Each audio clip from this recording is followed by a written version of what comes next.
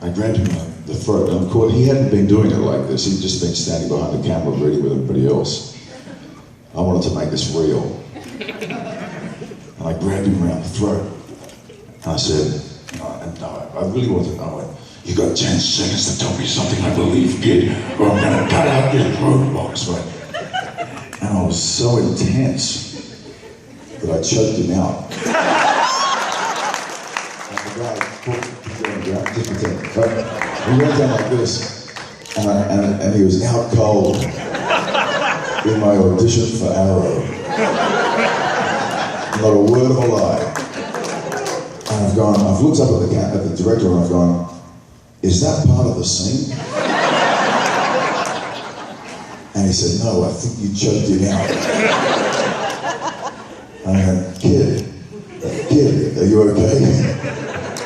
And this kid started coming to, and I said, oh, I'm coming. And the director told the kid to go, he said, go wash your face. Go to the bathroom and wash your face. Thanks for your help, buddy. But, yeah.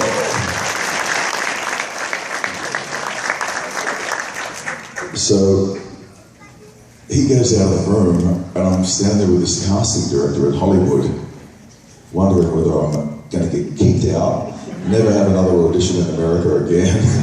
Maybe you'll call the police. And I said, I'm so sorry, man. I was just in Kuwait, you know, and the Special Forces guy showed me how to do that. And I guess this guy's a Special Forces guy, so it worked. And the director said, it was perfect. And so I went around the back of the camera, he goes, here, I'll play it for you. And we're watching it back, and you see this kid's eyes go, I swear to you, that tape is out there. That casting studio has that tape. It might get out one day. But literally, yeah. That was my audition, and I flew that day. A couple of hours later, I was on a plane back to New Zealand, and I went to the Hobbit premiere. And the night after the Hobbit premiere, like about 8 o'clock in the morning, I got a phone call. It was my manager, and she said, Manu, they want to fly to Vancouver tomorrow. So I flew back. Next minute I was on a plane back to Vancouver. I arrived at Vancouver Airport.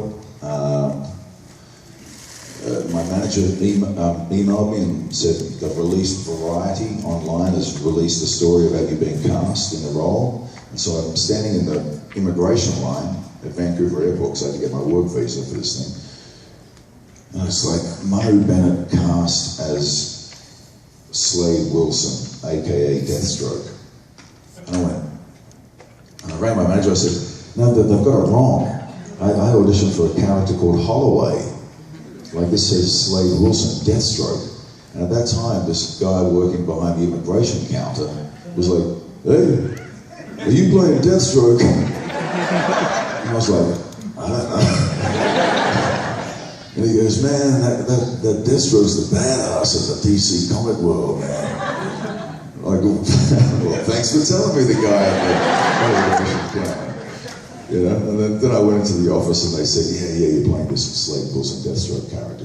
We're just keeping it under wraps. We didn't give anything away. So then began the journey of having to do a bit of research on the guy, and I did one of these Comic-Con conventions. It was about the third week. I was already doing it for Spartacus, and I went to one, and I went to this comic book specialist, and he got me every single edition of Deathstroke, Slade Wilson, George Perez, Teen Titans, first shadow figure under the tree, that all the way through. So I've got every copy of his cartoon books and read them, and but the television show is different.